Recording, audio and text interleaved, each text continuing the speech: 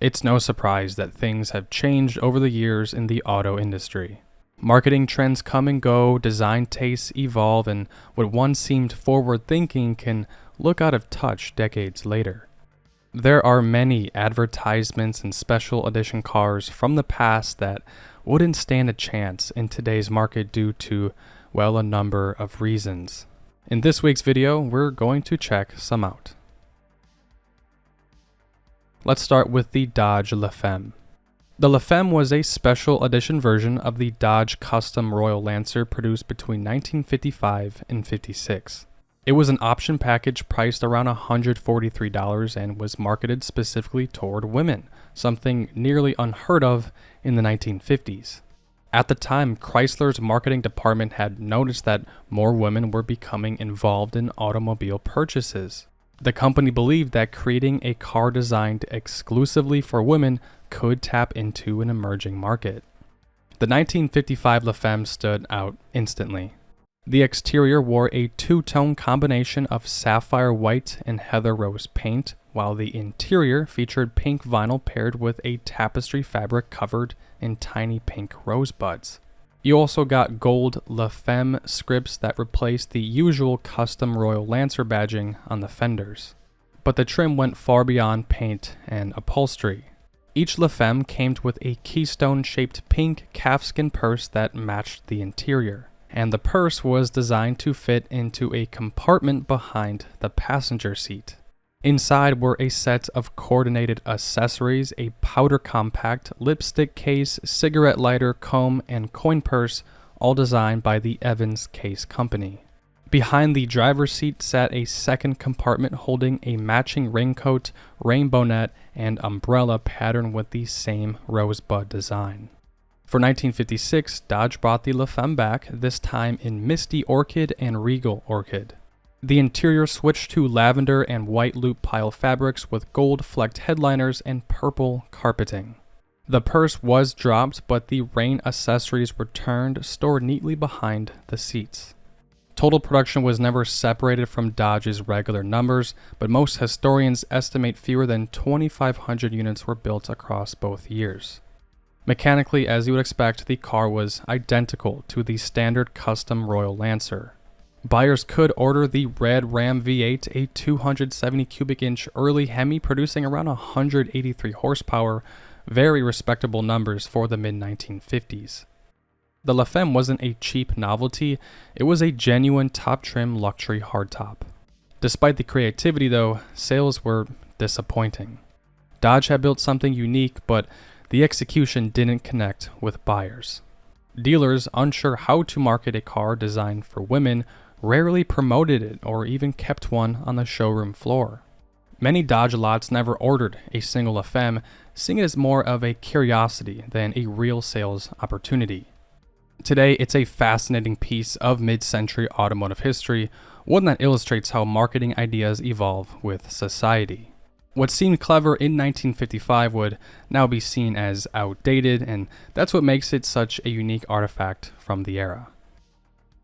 The next vehicle comes from a very different corner of automotive history, the 1971 International Harvester 1010 pickup, specifically the Johnnie Reb edition.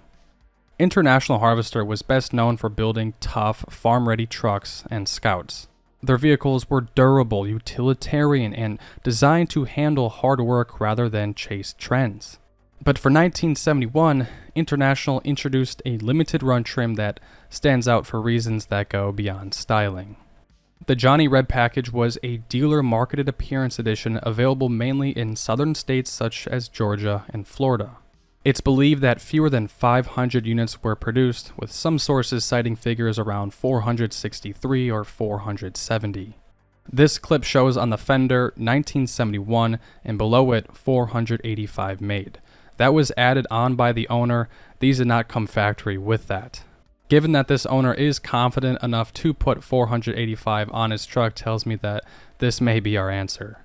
Part of the reason why no one knows is because Navistar, the company that later bought International Harvester, doesn't officially recognize the truck in its production archives.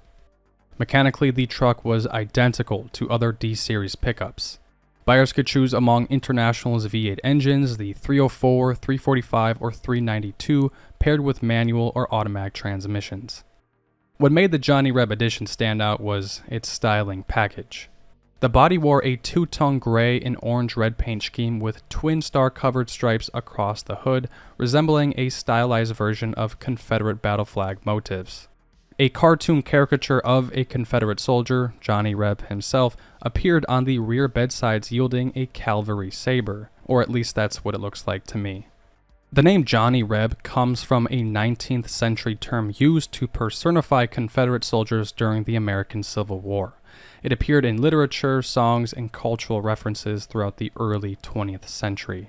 By 1971, however, its symbolism had grown controversial, and a factory-backed special edition using the name and imagery would quickly raise objections today.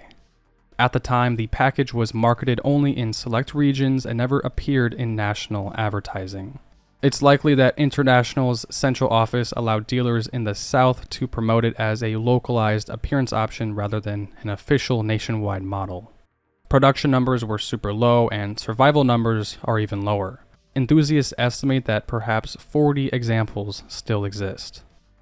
This specific truck shown on screen sold for $4,685 back in '71, or around $38,000 in today's money.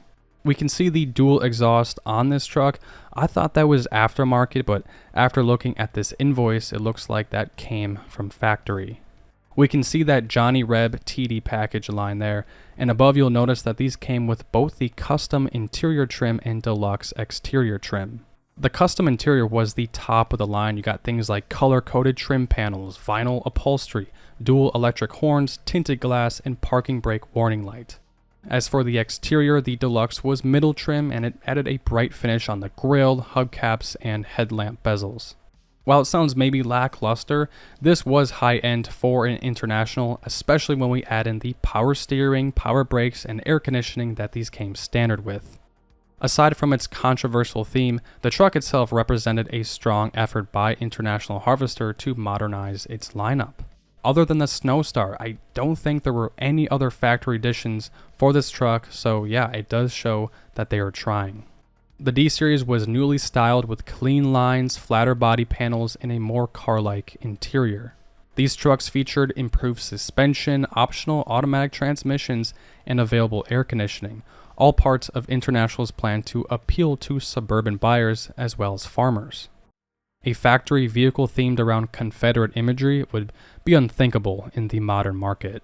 Automakers today are global corporations, and cultural sensitivity is part of brand survival. Every color choice, slogan, and symbol is run through layers of legal and marketing review to avoid alienating audiences or sparking backlash. Except if you're Jaguar, because what the hell was that?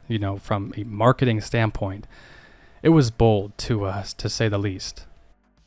For the next part of this video, I'm going to go over some interesting names for some cars that have been offered around the world. Mitsubishi's long-running SUV, the Pajero, was named after the pampas cat native to South America. Unfortunately, in much of the Spanish-speaking world, the word Pajero is slang for what's on screen. Once the company realized the issue, they quickly rebadged the SUV as the Mitsubishi Montero in most markets. It's a textbook example of why localization checks are critical before launching a global product. In 2001, Honda prepared to release its new subcompact hatchback in Europe under the name Honda, and I'm not going to say the word, but it will be shown on screen. In Scandinavian languages such as Swedish and Norwegian, this word is a crude term for female genitalia. It's basically the equivalent to the C word in English. When the problem was flagged by local distributors, Honda changed the name to Jazz for Europe and Fit for North America and Asia. The quick renaming saved the company from an absolute international embarrassment. Introduced in 2004 for the Japanese domestic market, the Toyota Isis was a family MPV named after the Egyptian goddess associated with health, wisdom, and motherhood. For a decade, the name was unremarkable until the early 2010s when the acronym ISIS became globally associated with the extremist group. Although Toyota's use of the name predated those events, the association became unavoidable, and the company quietly ended production of the Isis in 2017. I had this binder full of video ideas, unique cars and trims, and I was only able to come up with those 2 examples. I spent more time researching for this video, and I was just not able to find anything. There were some ads that would never be used today, but if anyone knows of anything else, drop it in the comments down below. That's actually how I knew of the Johnnie Reb, was because someone commented about it. I appreciate you all making it towards the end of the video. I know this video is a bit short, but next week's video will be longer. If you like diesel-powered cars, definitely be on the lookout for it. Anyway, with all that said, I hope you all enjoy the rest of your week, and I will try and see you all next week.